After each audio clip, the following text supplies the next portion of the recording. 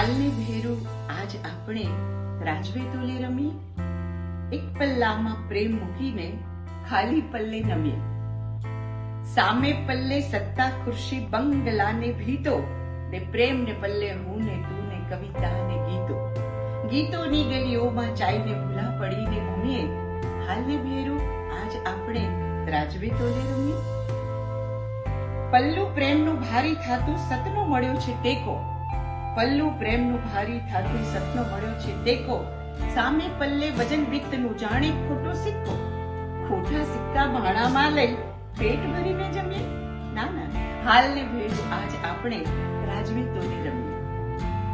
કાંટો આંખે પાટા બાંધી ન્યાય તોડતો દીઠો, હલકા પલ્લે હાથ મૂકી અન્યાય જોખી દેદો. જોખનો કારોબાર મૂકીને એકબીજાને ગમીએ, હાલને ભેરું આજ આપણે રાજવે તોલે રમીએ.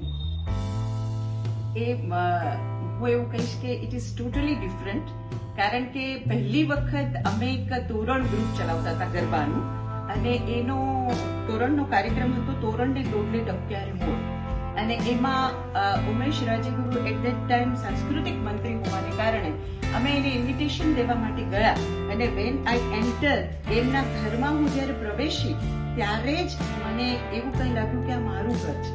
અને મેં જ્યારે ઉમેશને જોયા તો મને એમ લાગ્યું કે આ કેમ ચીર પરિચિત છે, લાઈક કેટલા બધા જન્મોથી મને ઓળખતી હોય એવું કેમ લાગે છે. પછી તો મેં ઇન્વિટેશન આપ્યું કે આવ્યા કાર્યક્રમની અંદર આઈએનટીના મનસુખભાઈ જોશીએ એમ કીધું કે અમારી જ્યોતિનું સન્માન તો આપણે કરવું જોઈએ, અને બધા જ બુકે જ્યારે ખલાસ થઈ ગયા ત્યારે એમણે એક રોઝ સ્ટિક ઉમેશને આપી, અને એ પણ કોઇન્સિડન્સ છે. અને ત્યાર પછી એ જે બનાવ બન્યો એ ટોટલી ડિવાઇન છે, કારણ કે મેં ઉમેશને પત્ર લખ્યો કે મને આ ઇન્ટ્યુશન થાય છે, તમને થાય છે. બીજું, મેં મારા ગુરુજી પરમ પૂજ્ય નાથાભાઈ જોશી છે એમને ડાયરેક્ટ પૂછ્યું ગોંડલ ખાતે કે ભાઈ મને આવું થાય છે, એ સાચું છે, આ ઇલ્યુઝન નથી ને, આ ઇલ્યુશન છે.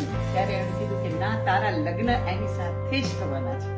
અને પછી પૂજ્ય પાંડુરંગ દાદા અહીંયા વૃક્ષ મંદિર ખાતે પધાર્યા ત્યારે ઉમેશ પોતે મંત્રી હોવાના નાતે એને ખબર પડી કે જ્યોતિ પાંડુરંગ દાદાની બહુ જ નજીક છે, ત્યારે એણે કીધું છે કે મને ત્યાં દર્શન કરવા લઈ જશું.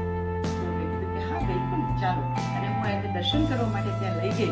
અને પછી દાદાએ તાઈને બોલાવ્યા અને કીધું કે જ્યોતિ માટે આ છોકરો કેવો લાગે છે. અને ત્યારે મને એમ થયું કે આ તો તમને મળવા આવ્યા છે ને આવું કેમ કહો છો, પણ જે રીતે એને ટ્રીટમેન્ટ આપી છે અને દીકરી માટે આપણે જમાઈ શોધતા હોય એ રીતે. અને પછી ત્યારે એ બધું લગભગ ફિક્સ થઈ ગયું, અને વૃક્ષ મંદિરને બહાર નીકળીને ઉમેશે મને કીધું કે અમે તો ભાડાના ઘરમાં રહીએ છીએ, તમને ફાવશે ને? ત્યારે મેં કીધું કે મને ઉમેશ રાજગુરુ એ ક્લર્ક હશે તો પણ ફાવશે, કારણ કે મેં તમારી કોઈ પણ ડિગ્નિટી જોઈને કે તમારી કોઈ પોઝિશન જોઈને મને નહીં, મને જે ઇન્ટ્યુશન થયું છે એને કારણે મેં તમને આ પ્રપોઝ કર્યું છે. અથવા તો જેવી રીતે આપણે કહીએ છીએ કે પહેલો પ્રણપત્ર એ રુક્ષ્મણીજીએ કૃષ્ણ ભગવાનને લખ્યો કે તમે આવો અને મારું હરણ કરી જાઓ. એ આખી ભારતીય સંસ્કૃતિ અથવા તો લવ લેટરની હિસ્ટ્રી છે કે એને પહેલા લખ્યું. એવી રીતે કોઈ છોકરી કોઈ પ્રપોઝ ના કરે, પણ એ મેં કર્યું કારણ કે મને ઇન્ટ્યુશન હતું. અને પૂજ્ય ભાઈ એટલે કે નાથાભાઈ જોશી એને મોહર મારી. આજે પણ એને પુસ્તકમાં ડોક્ટર લલિત અંબાણીના પુસ્તકમાં લખેલું છે કે જ્યોતિના ઉમેશના મેરેજ માએ કરાવ્યા છે, જગદંબાએ કરાવ્યા છે.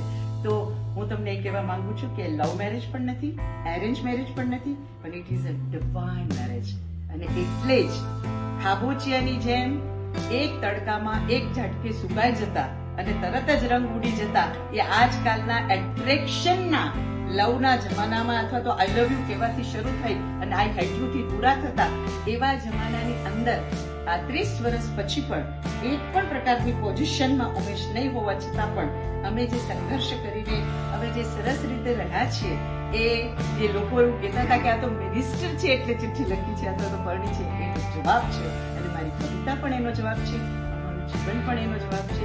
ઈશ્વરે અમને મળાવ્યા છે અને આપણને પણ ખબર છે કે marriages are made in heaven and arrange on earth. તો એ રીતે હું કહેવા માંગુ છું કે our marriage, our love is divine and અમે એ રીતે જીવવા માંગીએ છીએ અને અમે એ રીતે